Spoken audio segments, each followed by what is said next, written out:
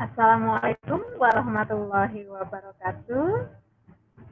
Selamat bertemu, selamat berjumpa, dan selamat bergabung di SMA 4. Peserta didik baru yang Ibu banggakan. Pada pertemuan pertama ini, ada beberapa hal yang ingin Ibu sampaikan.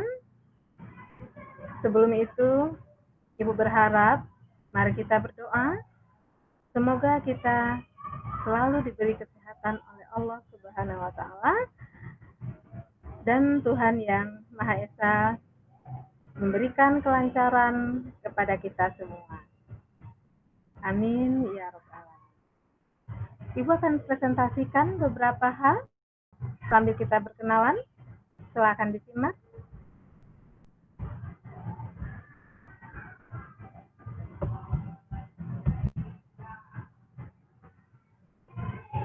Nah, kamu bisa melihat di sini.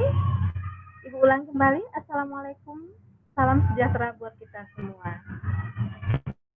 Pak Anda, selamat telah menjadi siswa SMA sekarang dan meningkatkan jenjang pendidikan satu tingkat setelah SMP kemarin. Selamat bergabung menjadi warga SMA 4 Jakarta.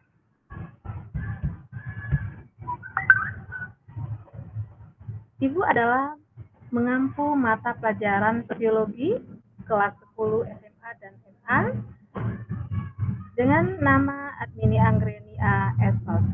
Berikutnya, kamu bisa lihat biodata. Nama Ibu seperti yang tadi sudah tuliskan, Admini Anggrenia Esos, lahir di Tanjung Ampalu, 18 September 69. Lulusan Universitas Andalas, Padang, Sumatera Barat, dengan jurusan Sosiologi di Fakultas FISIP.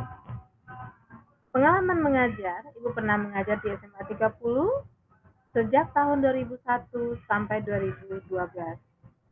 Pada saat tahun 2012, Ibu dimutasikan ke SMA 4 dan mengajar sampai sekarang. Ibu berdomisili di Bojonggede, Kabupaten Bogor.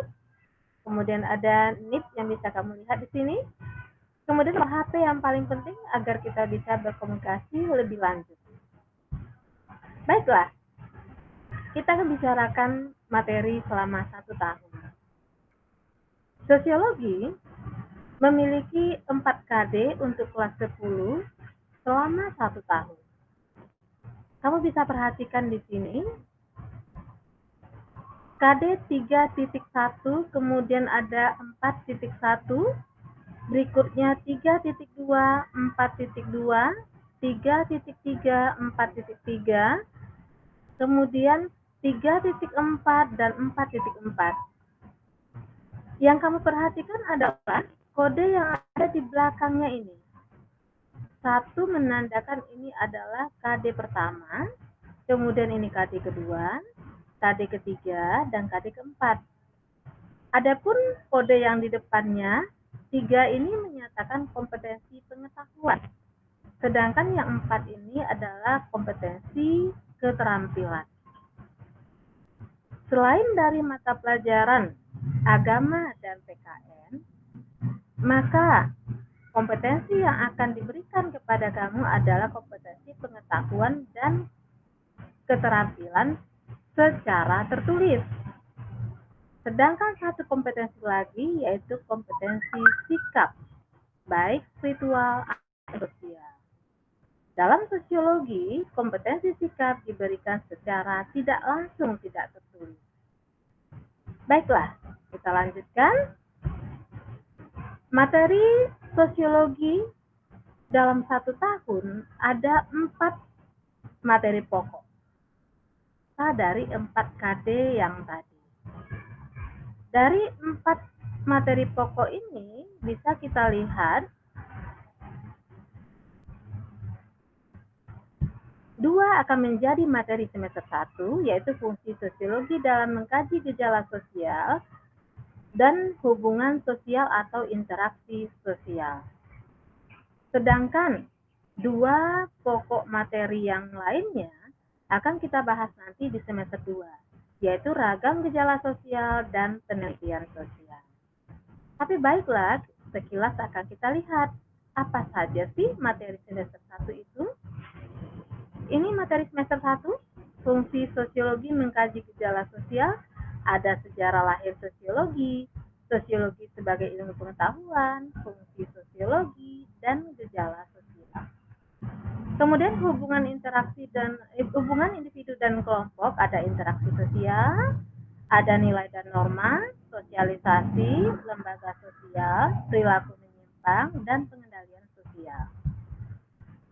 Sedangkan buku-buku yang bisa menjadi acuan kita, bisa kamu lihat di sini, ini adalah buku yang akan bisa kamu pinjam di perpustakaan sekolah kita, yaitu penerbit Cempaka Putih, karangan dari Suranto. Kemudian boleh ditambahkan, kalau kamu punya buku ini juga boleh, Esis, ya, penerbitnya Esis, karangan dari Kurmariati dan Jujur Suryawan. Buku-buku lain kelas 10 sepanjang masih kurikulum 2013 boleh kamu pakai, diantaranya dua ini atau buku-buku lainnya. Baik, berikutnya Ibu mengajak kalian sedikit melihat selama satu semester yang kita ketahui dari bulan Juli sampai Desember, kita lihat berapa minggu yang efektif yang kita bisa gunakan untuk belajar sesuai dengan jam pelajaran. Pada bulan Juli ini kita hanya punya 2 minggu efektif karena 3 lagi digunakan libur akhir tahun kemarin dengan MPLS kamu kelas. Lalu itu 3 minggu karena satunya digunakan untuk PPH nantinya. Ini perkiraan ya. Kemudian September itu kita bisa menggunakan kelima minggunya. Kelima minggunya. Kemudian bulan Oktober kita punya minggu efektif selama 3 minggu. Karena 1 minggu diperkirakan perkiraan pelaksanaan PTS. Di bulan November kita bisa efektif sebanyak 4 minggu, sedangkan di bulan Desember tidak ada efektif pembelajaran lagi karena kita sudah PAS ya, PAS, kemudian olah nilai dan libur semester 1. Berikut kita akan menggunakan atau menyepakati kontrak belajar atau kerjasama dalam pelajaran sosiologi kelas 10 IPS tahun pembelajaran 2020-2021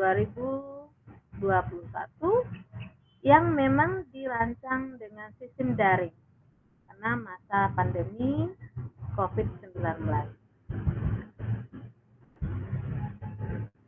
Mari kita perhatikan, isi kontrak belajar ini ada 2 macam.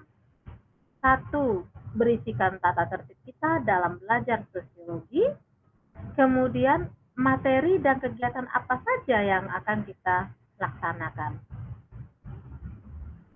Dalam tata tertib ada 4 bagian. Pertama, persiapan dalam pembelajaran, kemudian saat pelaksanaan, kemudian kita bicarakan tata tertib kehadiran dan pengumpulan tugas. Sedangkan materi terdiri dari uraian pertemuan sebanyak 17 kali pertemuan. Dari mana datang 17 ini? Dari minggu efektif yang sudah kita bicarakan tadi. Ini dia. Baiklah. Yang pertama, tata tertib persiapan siswa telah siap untuk mengikuti KBM lebih kurang 10 menit sebelum dimulai. Jadi jika kita memulai pembelajaran jam 6.30, diharapkan kalian semua jam 6:20 sudah standby untuk mengikuti pelajaran. Yang kedua, siswa menyediakan alat tulis seperti buku tulis, kertas folio, pensil, dan pulpen. Siswa menyediakan handphone, laptop,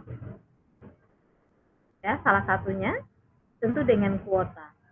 Kemudian siswa bersiap mengisi absen tanda mengikuti pelajaran. Ini nanti bisa kita di grup WA atau di dalam Google Form. Berikut dalam pelaksanaan pembelajaran, siswa melaksanakan pembelajaran dengan tertib. Tertib di sini tertib mengikuti keterangan-keterangan aturan-aturan yang diberikan guru. Kemudian siswa dianggap hadir jika melakukan kegiatan pembelajaran sampai selesai. Kemudian siswa mengerjakan tugas-tugas dengan baik. Berikutnya, masalah kehadiran. Siswa hadir wajib mengikuti pembelajaran sesuai jadwal pembelajaran dari sekolah. Siswa yang berhalangan hadir harus memberi kabar. Jika HP berkendala, mungkin bisa dengan HP keluarga, salah satu kakak, adik, ibu, ayah, dan sebagainya. Siswa yang tidak hadir pada KBM, segera menghubungi guru untuk meminta tugas setelah pembelajaran. Siswa yang tidak hadir 2 kali berturut-turut harus ada keterangan dari orang tua dengan menghubungi guru yang bersangkutan. Kemudian siswa yang terlambat 3 kali berturut-turut harus ada keterangan dari orang tuanya dengan menghubungi guru. Kemudian yang keenam, siswa yang sering terlambat masuk kelas maya akan berpengaruh pada penilaian sikap. Berikut pengumpulan tugas. Siswa yang mengumpulkan tugas tepat waktu akan dinilai sesuai penilaian. Siswa yang mengumpulkan tugas tidak tepat waktu akan dikurangi nilainya dengan hitungan per jam. Siswa yang tidak hadir saat pembelajaran harus membuat konsep tugas baru berpedoman pada contoh yang sudah ada. Berikut, siswa sering terlambat mengumpulkan tugas akan berpengaruh pada penilaian sikap. Jadi anak-anak semua tolong diperhatikan baik-baik agar kalian tidak terkendala dalam belajar. Nah, bagian B adalah materi dan kegiatan. Ibu akan terangkan 1 slide. Selebihnya kalian bisa lihat langsung nanti ya. Di mana pertemuan pertama tadi kita adalah materi pokoknya sejarah fungsi sosiologi. Dalam fungsi sosiologi itu, pada pertemuan pertama kita bicarakan dulu materi pokok yaitu latar belakang sosiologi, perkembangan sosiologi, kedudukan sosiologi dalam pembagian ilmu pengetahuan. Kemudian kita akan melihat ide pokok tokoh-tokoh sosiologi. Nah, di sini seperti yang disampaikan awalnya, kita pada KD ini ada kode 3 yang pengetahuannya. Kamu bisa melihat di sini apa saja isinya. Antara lain sejarah lahir sosiologi, perkembangan sosiologi, kedudukan sosiologi dalam pembagian ilmu pengetahuan. Kemudian tokoh-tokoh sosiologi. Berikut juga yang kompetensi yang keempat yaitu keterampilan melakukan kajian literatur tentang sejarah sosiologi. Berikut melakukan diskusi kelas di Google Classroom. Kita melakukan diskusi di sana, kemudian kalian akan mengomunikasikan hasil kerja yang akan disampaikan nanti. Model pembelajaran yang akan kita pakai adalah discovery learning, kemudian menggunakan Scramble dan Worksquare. Discovery learning ini pada dasarnya adalah suatu model pendekatan yang menggunakan stimulus sebagai awalnya, bisa nanti berupa video atau teks yang Ibu sampaikan melalui Google Classroom. Kemudian di dalam discovery learning ini nanti akan kelihatan dan kita bisa mengambil penilaian keterampilan ya saat diskusi di Google Classroom. Kemudian keterampilan juga akan ada dari hasil unjuk kerja atau LKPD yang akan diberikan nanti. LKPD adalah lembar kegiatan peserta didik. Lalu Scramble atau Worksquare adalah tagihan atau penilaian dari segi ranah pengetahuan. Scramble pada dasarnya adalah sebuah bentuk soal yang mungkinnya menjodohkan. Bedanya adalah jawaban dari yang akan dijodohkan tersebut diacak katanya terlebih dahulu. Itulah yang nanti akan kamu susun. Word square adalah kata-kata dalam kotak sebagai jawaban dari soal. Kamu lihat, perhatikan di sini, penilaian sikap yang akan diberikan adalah melalui observasi pada saat melakukan pembelajaran. Mulai dari kamu absen sampai selesai mengerjakan tugas, termasuk di dalamnya melakukan diskusi. Nah, seperti inilah sampai pada pertemuan yang ke-17 nanti.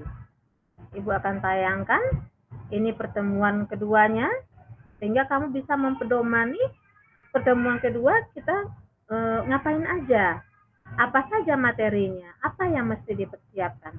Nah, ini pertemuan kedua, keterangannya sama dengan yang pertama tadi. Lalu ini lanjutan dari pertemuan kedua karena tidak cukup untuk satu slide ya. Kemudian pertemuan ketiga dan keempat bisa dilihat di sini materinya tentang realitas sosial dan fungsi sosiologi. Berikutnya lagi ini ada pertemuan ketiga dan keempat lanjutan karena tidak cukup satu slide. Lalu pertemuan kelima kita akan mengadakan penilaian harian. Kalau tidak bersamaan dengan PPH dari sekolah, kita akan melakukan terlebih dahulu. Berikut ada materi pertemuan ke-6 ke-7 yaitu sudah masuk kepada materi hubungan atau interaksi sosial. Sedangkan ada 6 dan 7 lanjutan karena tidak sesuai dengan tidak cukup slide-nya, jadi menjadi 2 slide. Berikut lagi ada pertemuan ke-8 yaitu penilaian harian untuk interaksi. Berikut ada pertemuan 9 dan 10 yaitu nilai dan norma, bisa dilihat di sini. Berikutnya lagi pertemuan ke-11 yaitu tentang sosialisasi. Kamu bisa lihat di sini. Pertemuan ke-12 yaitu tentang kepribadian, yaitu lanjutan dari sosialisasi. Pertemuan ke-13 dan ke-14 berbicara tentang materi lembaga sosial. Pertemuan ke-15 tentang perilaku menyimpang. Kemudian yang terakhir adalah materi pengendalian sosial. Nah, pertemuan ke-17 kita jadikan cadangan, di mana kegunaannya adalah untuk waktu yang efektif kita terpakai karena hal yang tidak terduga, atau untuk kegiatan lain yang menyempurnakan jam efektif kita.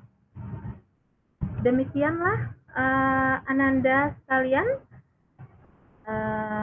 untuk pertemuan pertama ini kita sudah melihat apa-apa saja yang akan kita bahas selama 1 semester ini. Walaupun tadi kita sudah bicarakan juga materi 1 sampai apa, tetapi untuk pertemuan Ibu hanya memberikan pertemuan untuk 1 semester terlebih dahulu. Nah, Ananda sekalian, kalau seandainya ada pertanyaan, kamu bisa bertanya di nomor HP yang Ibu berikan, ya. Kita bisa berkomunikasi lebih lanjut. Ibu akhiri pertemuan kita kali ini. Kita bertemu di lain waktu. Assalamualaikum warahmatullahi wabarakatuh. Salam sejahtera buat kita semua.